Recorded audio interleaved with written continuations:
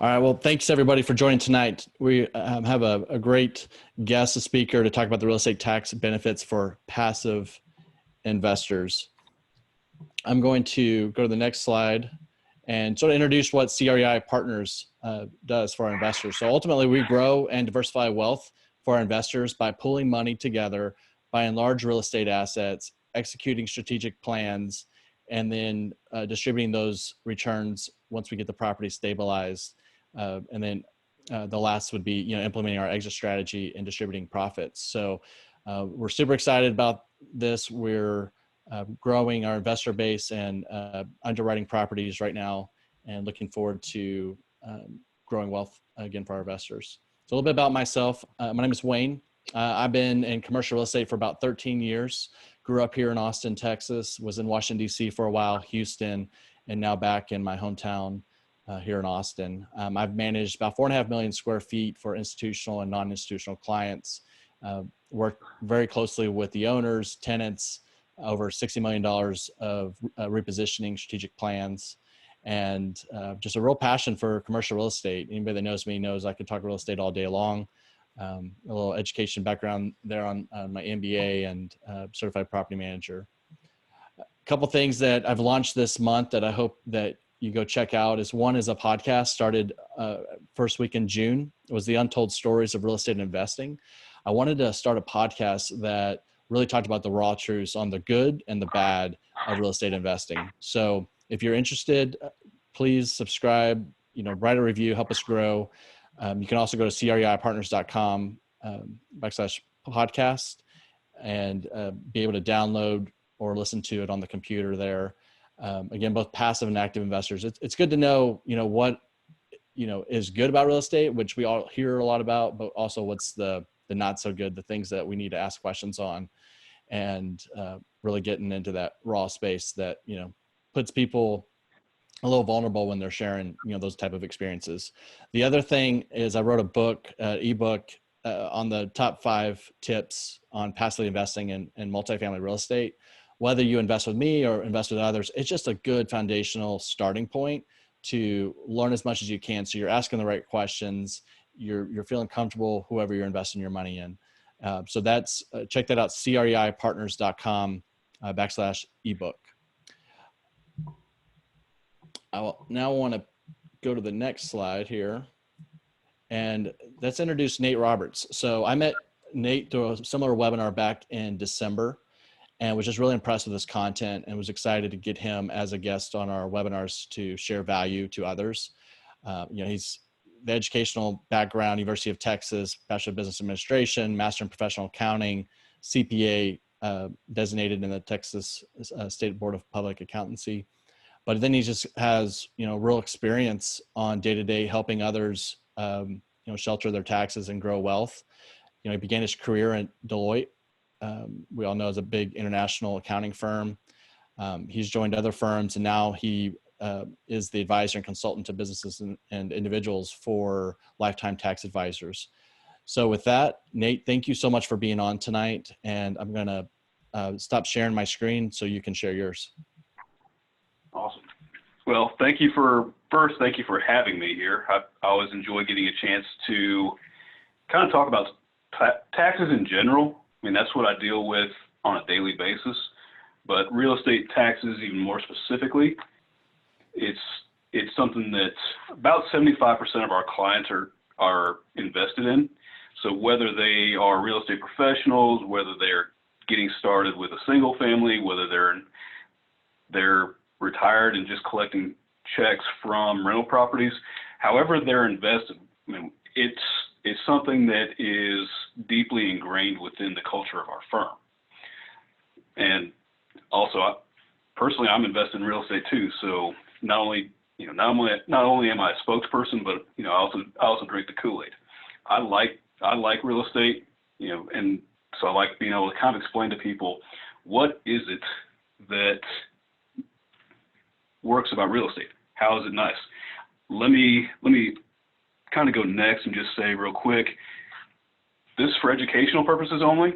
So if you ever have an IRS agent show up on your front door, don't repeat exactly what I said on these slides and just say, well, I heard Nate say it, so isn't this true. Everybody's situation is going to be a little bit different. Just like everybody's got a different fingerprint, just like everybody has different experiences and has different circumstances and scenarios. This is just kind of give you, I mean, this is a 50,000 foot overview. Lots of details, lots of things, but it's to start getting you informed. So just keep in mind, educational purposes only. I'll also just kind of throw out here some of my usual disclaimers. I'm not a lawyer, so don't take anything I'm saying as legal advice. I'm not registered in security sales. Actually, that's going to be our wealth management division. I'm not registered for insurance, all those sorts of things. I'm a CPA. I deal with taxes. If you got a tax question, that's where you come and talk to me.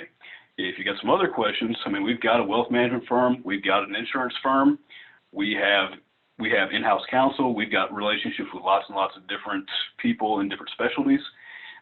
And mine is tax. Also, we're not a CPA firm, before I forget that one. So this is one of my favorite quotes from Albert Einstein, the guy who came up with E=mc², which is still beyond me, but he said that the hardest thing to understand in the world is the income tax. And frankly, if you start looking at it and how much info there is, it's understandable why he would say that. There's so many different things that, I mean, there's almost two levels of tax. There's a tax for the informed and there's a tax for the uninformed.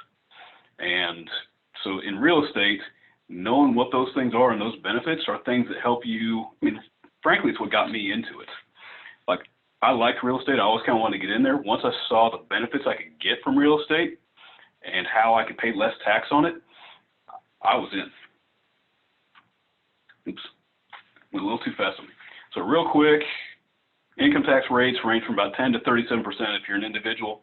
Not going to spend any time on that. I'm just trying to set the stage. So the next part of the stage here is all those different categories we just saw. Things aren't applied equally. So you've got different types of income, and you've got ordinary income, you've got investment income, you got passive income, and then kind of something that kind of goes over a couple of these is the qualified business income. Tonight, the only thing I'm going to focus on is that passive income bucket. And you'll kind of see why I'm breaking these things out for you here in the next couple slides. But in general, all rental activities are going to be passive by definition by the IRS. So the default is, unless you meet some sort of exception, it falls in that passive bucket. We'll hit that here shortly, but the way this kind of works is you can have passive losses, and unless you meet certain criteria, the only time you can use them is when you have other passive income or you get out. There is no other like passive income offset or anything to set these things off until the property is sold, but there are special exceptions for rental real estate. So if you're actively involved, you can use some of this against some of your income. Active participation is things like locating the property, rehabbing the property, approving tenants, lease terms, rent collection, kind of just being involved. But it gives you a little bit more where you can reach outside the box and get some benefits out of it, but it phases out when you get to $150,000 in your overall income. Now this is kind of the real estate professional is kind of this holy grail. You're going to hear about this, especially as you start learning about real estate, and people start bringing up real estate professionals. So just to knock this part out of the ballpark, and just kind of this way you know it's out there, and it's something that's it's a different topic for a different day. But as a real estate professional, if you're spending 750 hours and more than half your time, you can qualify as a real estate professional, and some of the benefits that I'm about to talk about are exponentially bigger for my real estate professional clients. So they can take that income or those taxable losses that they're getting off the real estate, and they can use it to offset their taxable income from other things.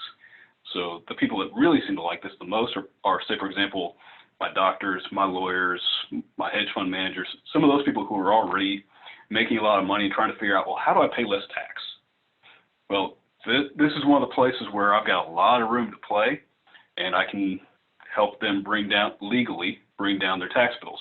So everything that we do, we're only going to do it if it's legal. And I had a conversation with a client tonight. I said, look, he said, are you sure? You know, I don't want the IRS to hear this phone conversation. And I just had to tell him, look, you know what? I don't care if they listen. They can have a recording of what I just said, because guess what? It's all legal. It's all in the tax code. There are tax court cases and other things that say that this is legal. They can't do any, as long as we follow the rules.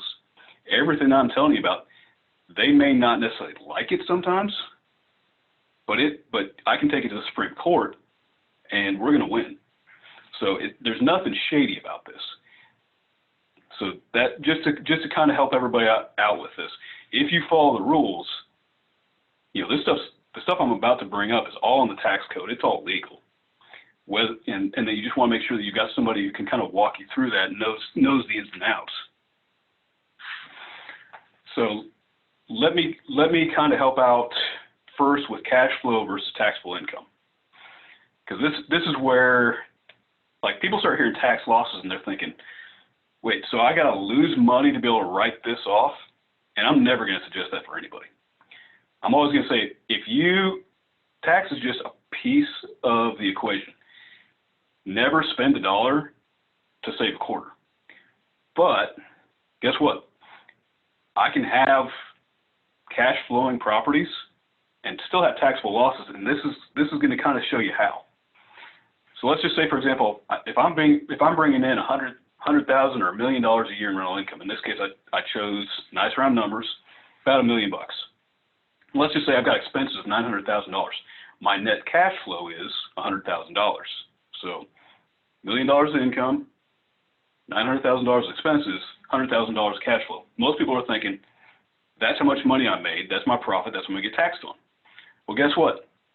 In real estate, I get to take advantage of something called depreciation. Depreciation is a non-cash expense. What it is it's pretty much kind of a wear and tear on things. So on the cash flow side, I got $100,000 coming in. On the tax side, I got $100,000 coming in, but guess what?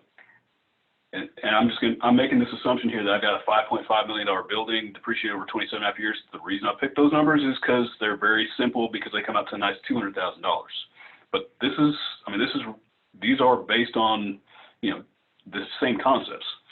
So that $5.5 million building, I get to take $200,000 of depreciation each year. So guess what? I get to apply that against my net cash flow.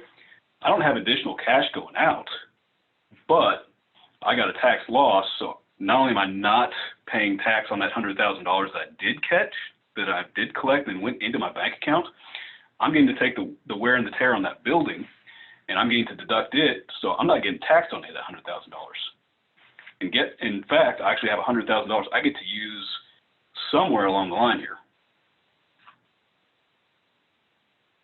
And if my slide will work with me, here we go.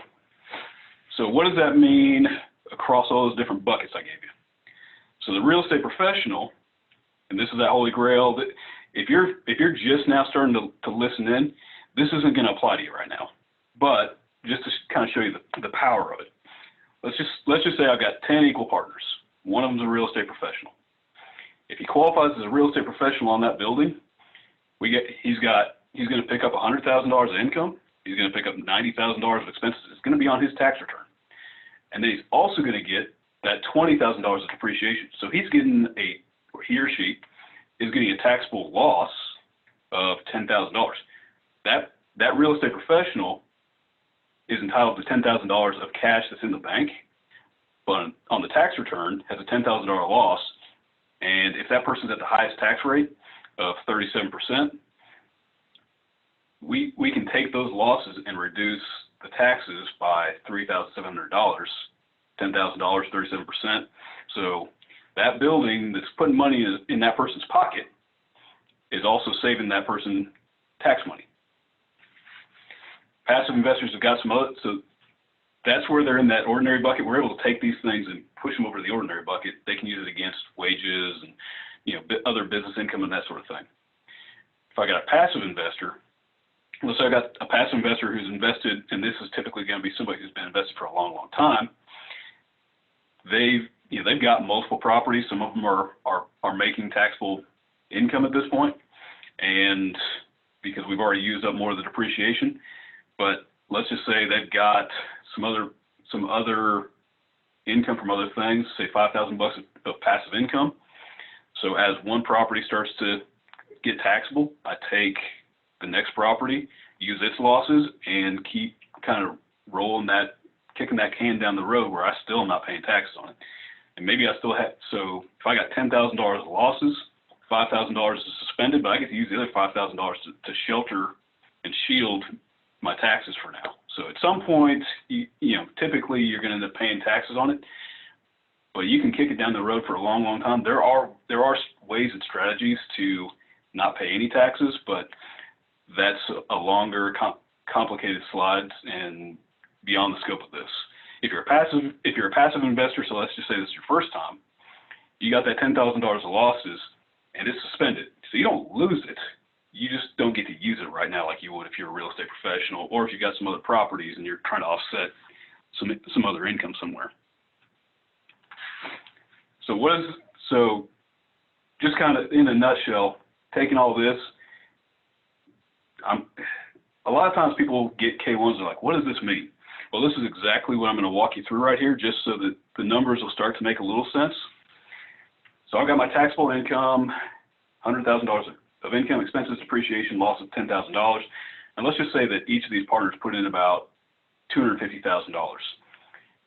I'm going to end up with contributions of $250,000.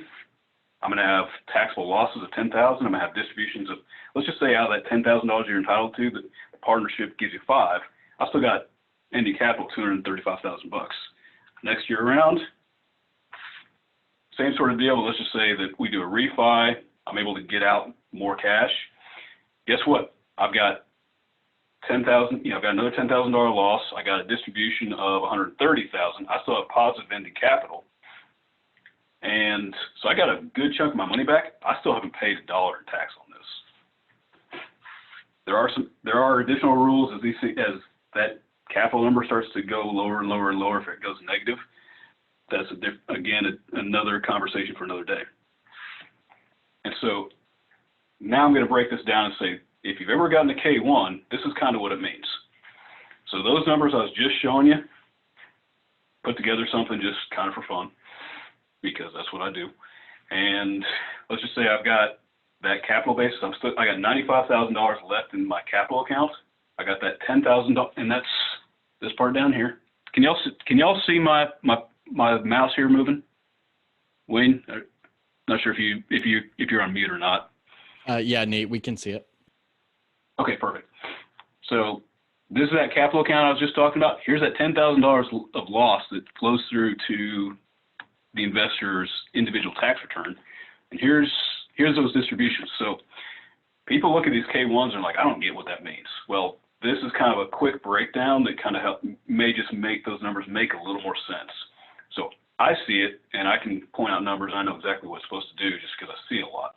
Most people, they see it once a year, and they're like, I don't get it. So hopefully this helps a little. Now, I'm also just going to say that real estate professional thing, yeah, there's people who claim it, don't qualify for it, and I think Will Rogers said it best. The income tax has made liars out of more Americans than golf. Like, there's lots of great things you can do. Let's make sure we do them legally. It's not a whole lot. You don't want to have that conversation with an IRS agent if they decide to really ask you about it, unless you know what you're doing. So now let's kind of take this thing through the full cycle. This is just in a real quick 5-year summary. Obviously, different apartment because I'm talking about a $30 million purchase price. I'm taking rehab costs of $1 million. So let's just say if you're doing a B-class property, and Wayne, I'm not sure if you've gotten that far in some of your other conversations, but let's just say you go in, you fix something up, you got some money in a property. So in this case, $31 million. You allocate some of that to land. You got depreciable basis, so whatever you're able to depreciate. Notice I picked a nice round number, $27,500,000, because guess what? It makes my depreciation $1 million. And then so each year I'm getting each year I'm getting $1 million of depreciation. In 5 years, I've taken $5 million of depreciation to shelter all that cash I'm getting out. Well, if this is the end of the story, let's say I turn around, I sell this apartment for $40 million. I got some sales costs. I got $26 million left in my property basis because I've taken that $31 million property, taken out $5,000 of depreciation, and I got a gain of about $12 million bucks. I've got about $1.05 million that's in capital gain. I've got $7 million capital gain.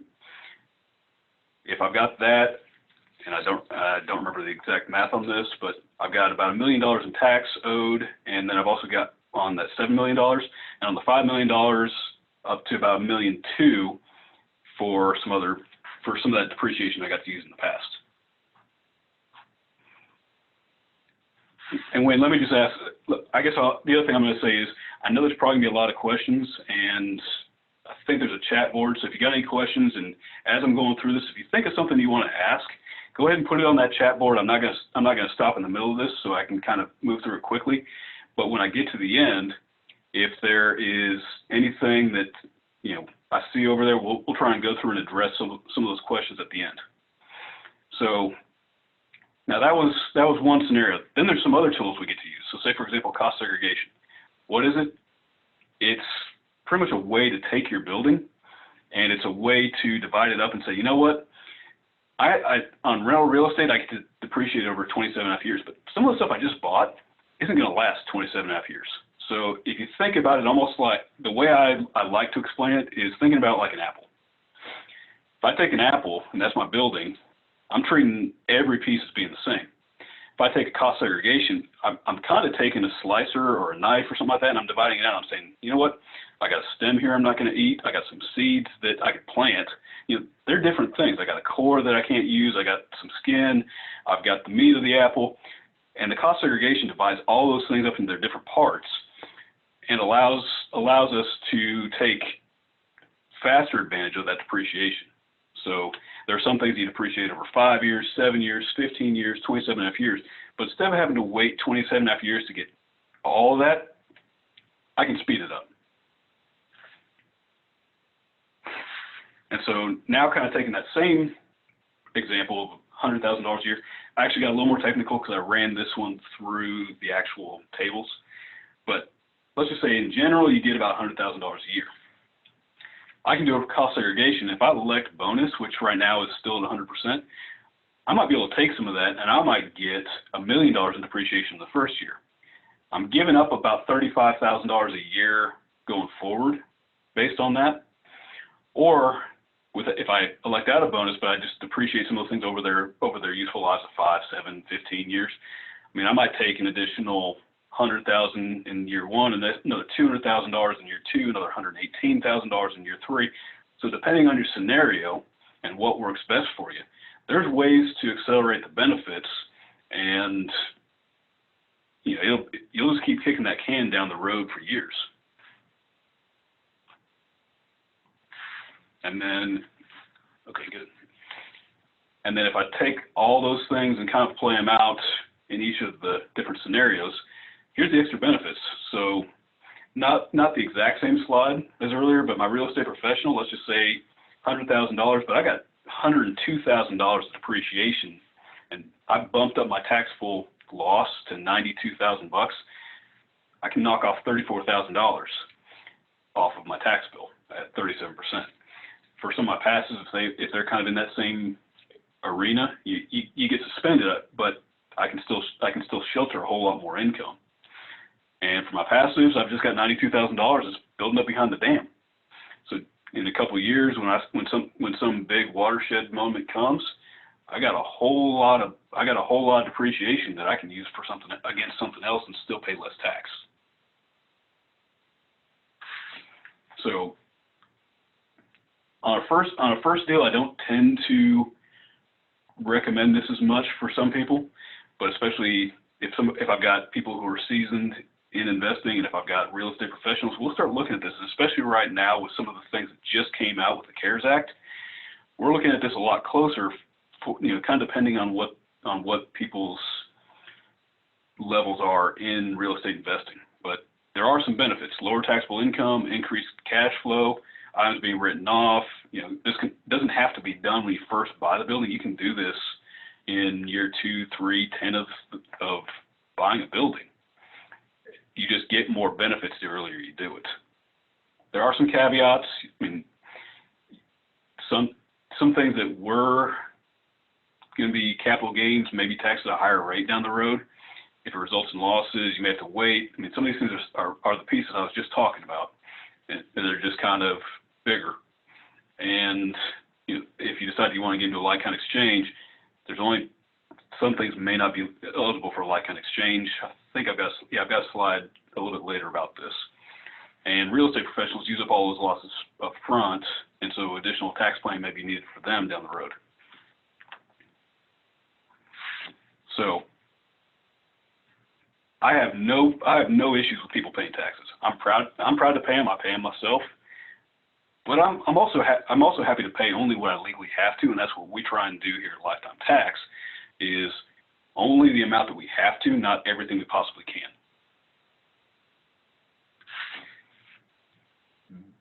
For first-time investors, I'm just going to bring this up. Just kind of gives you, there's a lot of calculations go in this. Guess what? You can actually even use, if you have a self-directed IRA, you can use retirement money to invest in real estate. Just know that there's a tax. It's a different form, and you go up in the tax rates much faster. So in this case, you can kind of have some of that same sort of thing, but you might be paying some tax at a high rate pretty quick. That 1031 exchange I was just talking about, let's just say you want to move on bigger and better. And I bought my first apartment complex at $5.5 million. Now I see a $12 million building I want to go get. Well, instead of selling it and paying the tax, if I sell it, give all my money to a qualified intermediary, and then I go buy that bigger building, I don't have to pay that tax on that building now. I just rolled it into a new building, and I've kicked that can down the road further, and then I can get some cash out some other way. So there's lots of ways to continue to not pay tax, just depending on how you want to structure it. The bigger the partnership, the more partners, this can get more complicated, but in general, that's the theory. So I'm not this guy yet, but this is almost kind of in my profession. If I can get something named after me, yeah, some people aren't going to like me, but it's kind of the fun place to be. It's like, hey, I found something that saves people a whole lot of money. My clients love it when I can tell them, you know what, you were going to pay X number of dollars, but based on this planning that we've done and these things that we've discussed and these things that we changed up, you're paying 10, 20, 30% less than you would have in taxes. I mean, I've got clients who are much happier about their tax bill than they thought they'd be when we get through with some of these things.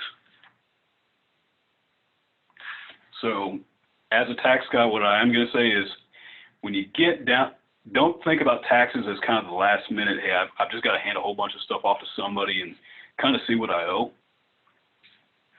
Keep your stuff together, keep it organized, look and make sure that when you're kind of getting ready for your tax returns, make sure you've got all of your items together, because if I see something on a prior year return, like, so if I see your 2017 or 2018 return and I don't see the stuff for 2019, I'm going to ask, and it's going to kind of slow down the process. So just kind of being organized, keeping your stuff together, checking your bank accounts and credit cards for things that, not only for income, but tax deductions and transactions. There's stuff that can be deducted that you may not even be aware of. That's one of the places where getting somebody who does this all the time is helpful, because we can think of things that you may not even know exist. Start talking with us early. So it's June 18th. And most of the time, at this point, most people have already filed. Guess what? We've got the coronavirus. Things got pushed back to July 15th. I've got nobody's individual tax returns are even due until about 4 weeks from now, July 15th. And they can still be extended. But as we're working through some of our returns with people, we're seeing some things where maybe we want to make some changes. And I got 6 months to help people make sure that they pay less taxes next year than they did this year. But the closer we get to the end of the year, or after after you get past the end of the year, the harder it is to come up with some of those planning ideas. And our arsenal is limited. So we can do the most when I have 12 months. So if we start talking about your taxes in January, I got 12 months to come up with ideas. We can kind of kick them back and forth. Somebody comes up to me on December 31st and says, hey, I need some tax planning ideas. Our arsenal is limited as far as, okay, well, if you got enough cash and you can go and do this right now, maybe we can do this today. And then after the end of the year, we kind of get into what I call post-mortem planning. Most things are already written, and there's only a small number of things we can do. But also, when you're talking to your tax person, start your communications with them early. The more we talk, the more we can help. If we know about something, we might be able to come up with some ideas of, well, if we do this differently, this will save you some money. If something doesn't make sense, ask questions. If you're getting into real estate and you don't understand how K-1 works, ask your tax person. That's part of what you're paying them for. They're going to charge you for it, but if you understand it, then those conversations are more productive, and they can walk you through how this will benefit you. Take time to get it right, and as I just mentioned, July 15th is the filing deadline. So you don't even have to extend this year until at least July 15th. So you could still kick that can down the road to file by October 15th, but it only extends your time to get it right, not to pay the tax. So if you still owe money if you owed money on July 15th, you get past July 15th, the IRS starts assessing interest and penalties. So if you don't like paying the IRS interest and penalties, then you want to still make sure you got everything paid, and then just go back and try and figure out if there's other deductions and things. But that's one of the things that I think a lot of people tend to think, hey, if I go past or if I extend, is the IRS going to show up on my front door and start asking for money? No. When they do that is when you miss stuff, you don't put it in your return. The longer we have to kind of do the job that we do best, the more we can find, and hopefully the more we can save you money. So don't rush. Just make sure you get the right questions out there, make sure you understand it, and get with somebody that you're comfortable working with. So that's kind of the end of my presentation. Wayne, I haven't been watching the chat. Do we have any questions or comments or anything yet? I don't see any yet. Let me see.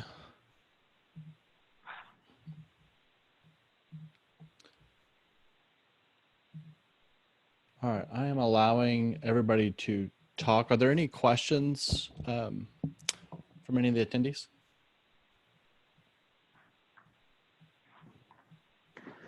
What is a typical cost for the segregation or cost of segregation?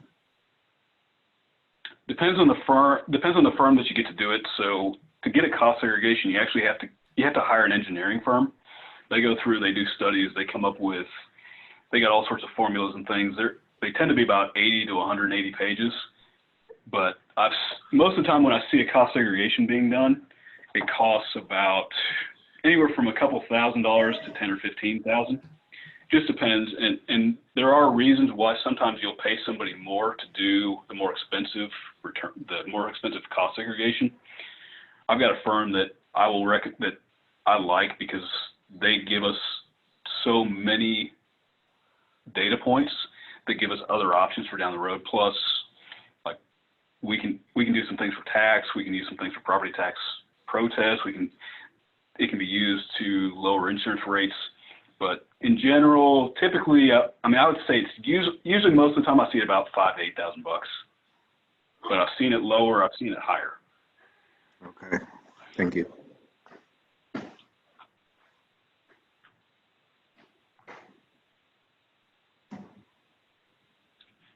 And I guess the other piece I'll add to that is, in that slide, I think I said that, I think I used like a 35% assumption. Most of the time when somebody does a cost segregation, you're going to get about 20 to 40% of the building is depreciable faster than the typical life. So based on the size of the project, that kind of helps.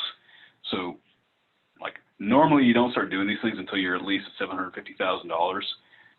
There's actually a firm that I'm aware of now where I can get a cost segregation for the cost about $500 bucks. So it can even be done on a house. granted, you're only going to do this on a rental property, but if you're investing and depending on the benefits, sometimes that cost might make sense. Are you able to recommend that firm? I won't do it on a live call, but Okay. Get with me offline and I'll go back. I'll look up who it was. I think I remember, but I don't remember off the top of my head. Okay. Thank you.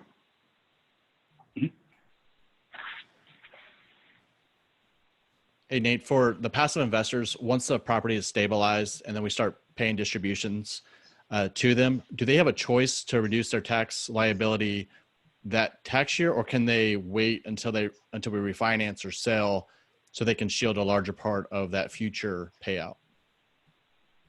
So there's really not a choice. I mean, the numbers really are where they are, but I mean, depending on how you structure other deals can impact that. But I mean, give me an example of what you're thinking, and maybe we can kind of dissect it a little. Yeah. So say year one, a passive is getting 10,000 on their, distribution, and instead of that investor wanting to take the benefit of depreciation to reduce their liability for that year, they're kicking the bucket for, say, year 3 when we refinance, and so they just have a larger amount that they can depreciate from that payout at a later date, if that makes sense. So instead of using the loss, kind of putting in the back pocket, so I'd rather pay the tax now and use that loss down the road. Is that kind of what you're thinking? Yeah, that's what I'm thinking. I have never come up, to be frank, I've never seen a way to be able to do that. It's possible there's a way to do it, but I really haven't had anybody that's really wanted to pay tax early anyhow. So at some point, I'm always looking for new things. Just the tax code alone is over 2,600 pages. You get into case law and everything else, you're talking, I can fill up the Library of Congress. But in general, nothing I've come across applies that allows that. Doesn't mean it doesn't exist.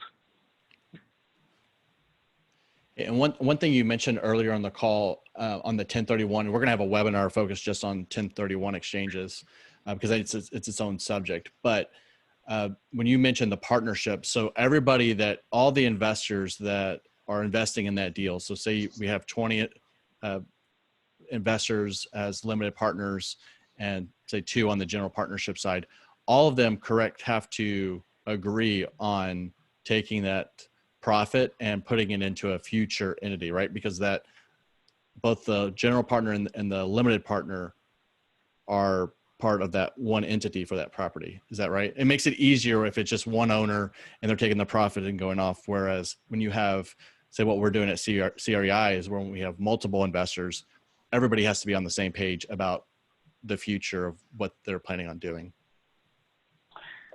So depending on the like-kind exchange, there's millions of flavors of like-kind exchanges and ways I've seen it structured. Just the more you get away from plain vanilla, the more chance you have that it's going to be challenged by the IRS. And if it's not done right, you've got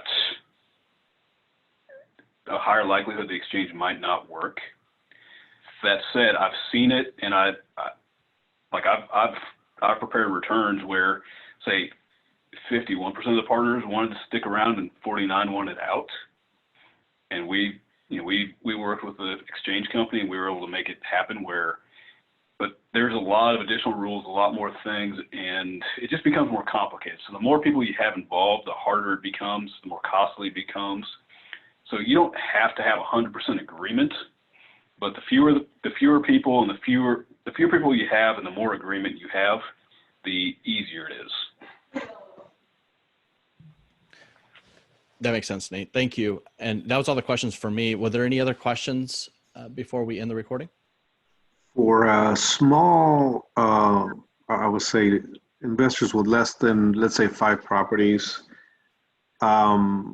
would you recommend doing your own taxes or using some of the, shelf software? Depends on how comfortable you are with real estate. So if you feel like you've got a pretty good handle about all the real estate tax laws and you feel comfortable doing it, have at it. I would say that there's a lot of things about real estate. It's like each area is a specific niche. But so for example, real estate, there's a lot of things that are available, and you can do your own taxes. You might get them right, but you also may miss things that you don't even know exist. I mean, the reason why we do this as a profession is because we spend a lot of time on it, and we build up that expertise to be able to say, you know what, if we do this will save you X number of dollars. And the more zeros you add after it, the more value that's there. So you got 5 properties, and you're able to do it pretty well yourself. I mean, it just kind of depends on what value you see. Yeah. So when I say do my own taxes, I mean use software that incorporates the tax code, like Intuit. Like TurboTax? Yeah, TurboTax. I correct a lot of stuff from TurboTax, but I'm sure there's some people who get it right. Okay, that answers it. Thank you. Hey Nate, Like how can? even? Okay. I was just gonna say, even though stuff goes into TurboTax, sometimes when I've gotten on the phone with, like, I had a client that was coming over to us, but the prior year came to me on October 12th, asked if I could help out. I ran through it and I said, this is how it's supposed to work. Save your money for this year because I really can't add much value, but it really should go like this. And even when we got TurboTax on the line, they said, look, he's right. The software is just not doing it right, but we don't do it enough. We really don't care. Okay. So TurboTax is really meant if you have a W-2, maybe an investment account, and you get brokerage statements. So if you got a Vanguard or Fidelity account, and that's all you got, you're probably better off with them. As you start to add complexity, that's where if somebody's looking for value, that's where I try and compete. All right, thank you. So the more zeros you got, the more hopefully we can help. Makes sense.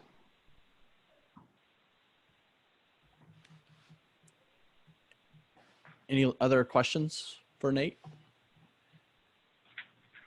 Hey Nate, how can they reach out to you to follow up for future discussions? Let me go back and add my stuff. There's screen sharing. So you can reach out to us at lifetimetA.com. That's our website. Thanks. Screen 2 here. So there's a couple ways. lifetimetA.com. You can email us at access@lifetimetA.com.